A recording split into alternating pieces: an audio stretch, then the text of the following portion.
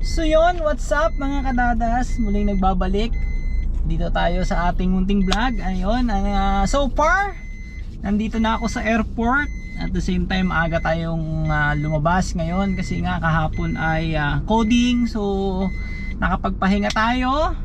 At the same time, nakapagpahinga rin si Mr. D. Ayan.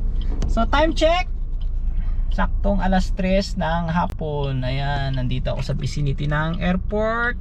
So nag-intro lang ako dito kasi nga hindi ako nakapag-intro kanina. At the same time, nakauna yung toggle natin. Di pa rin tayo pinapasukan. Oh my God, Lolo G, ano na?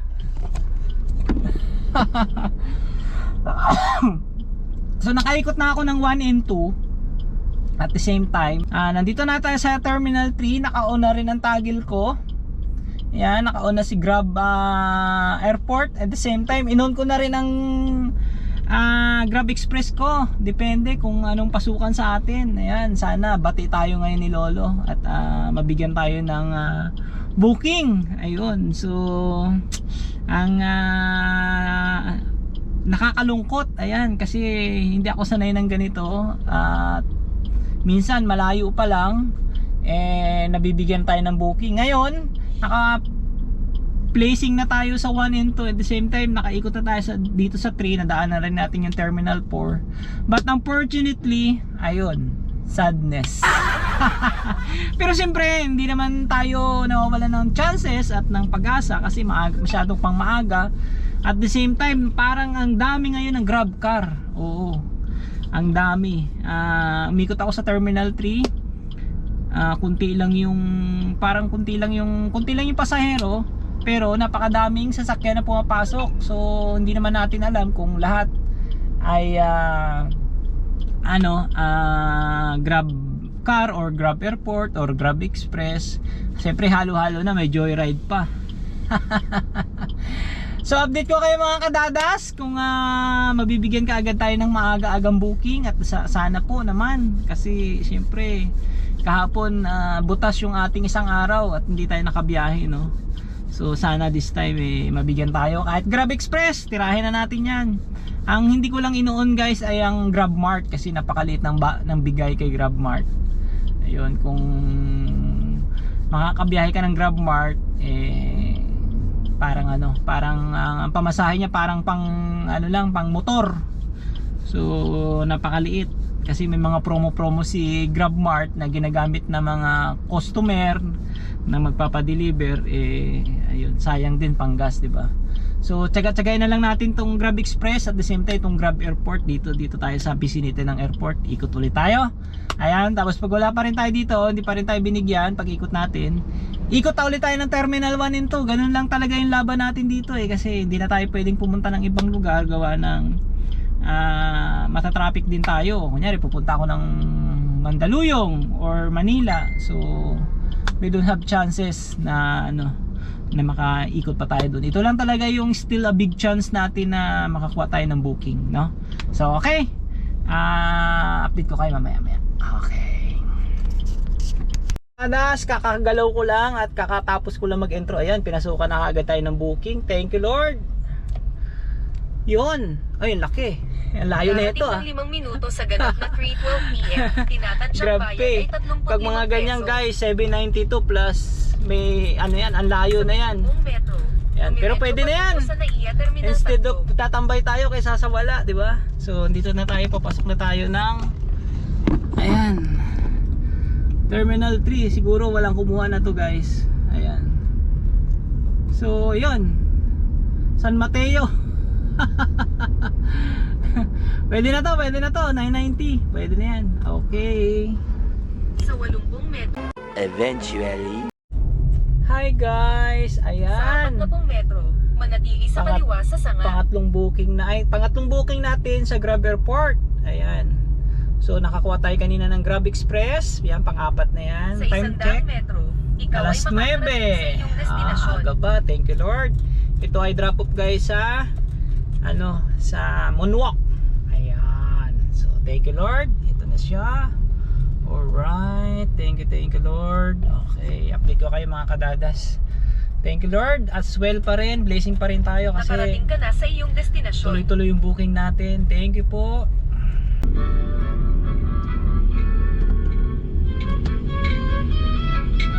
So yo, what's up mga kadadas? Ayun, kanina may pumasok na booking sa akin. Drop off ng Moonwalk.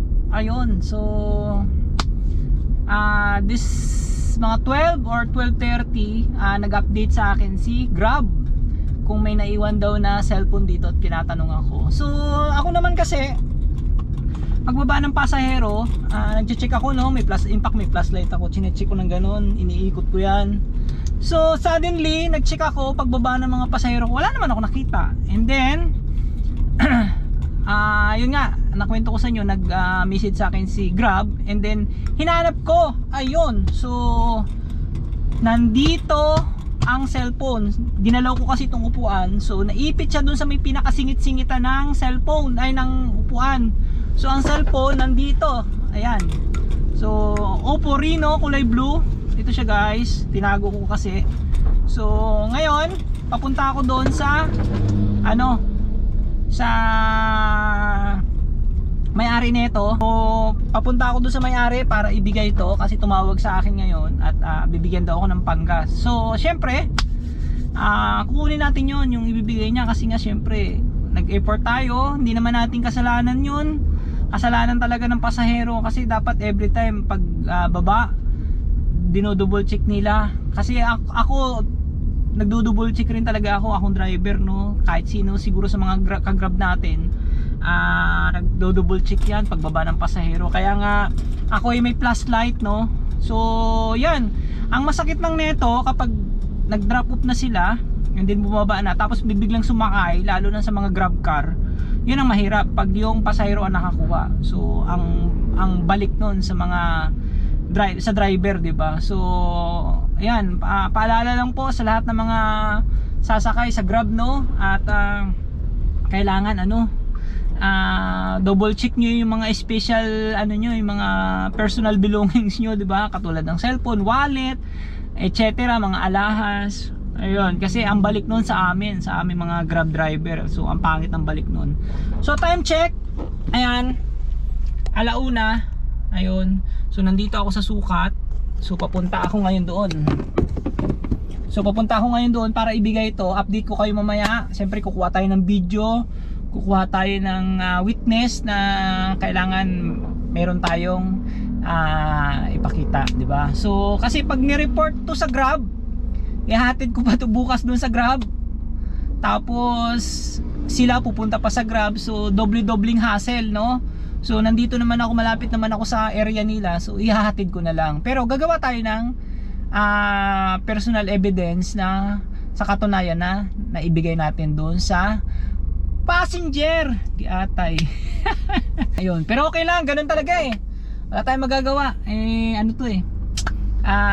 Kasama to sa trabaho natin. So update ko kayo mamaya pag nabigay na natin at naipakita ko sa inyo, bibidyohan natin, and then mag-e-end na rin tayo. So update guys, tayo ngayon ay naka-7 Grab airport na. Ayun, nakakuha ako ng back to back sa airport, from Terminal 2 to Terminal 3, and then from Terminal 3 to Terminal 1. So maganda. Tapos isang Grab Express tayo. So maganda-ganda na yung natin ngayon, yung ating income. So yun lang, update ko kayo mga kadadas, mga kagulong. Again, double check po ang inyong mga personal belongings, paalala sa mga pasahero natin dyan, di ba? So yan, puntahan na natin to kasi kanina pa hinihintay itong cellphone. Alright, God bless.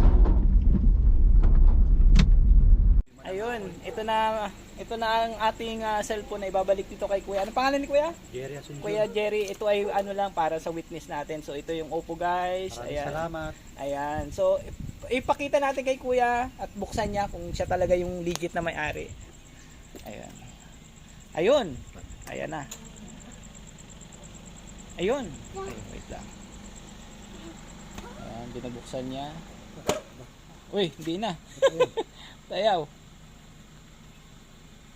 Yun. So legit guys. Ito. Binuksan na. Ayan. Ayan na yung bukas. Okay. Ayan. So si Kuya Jerry, yan. Thank you. Ito. ano lang witness natin at ano ebidensya natin to na naibalik natin. Ayan, shout out kay Grab sa Grab Philippines. Sige sa Grab. Tapos driver. Ayun, ayan, thank you. Salamat. Salamat. Si ate kababayan ko pa, kababayan. Oo, tayo. At tayo no, si Kuya taga Sablayan. Saan po kayo Sablayan. sa Sablayan? Sa San Agustin. San Agustin. So nakakapunta ako diyan. Saan ba ako nakakapunta? Santa Lucia. Ayan, Santa Lucia. Ay ako taga San Lucia lang. Ayun.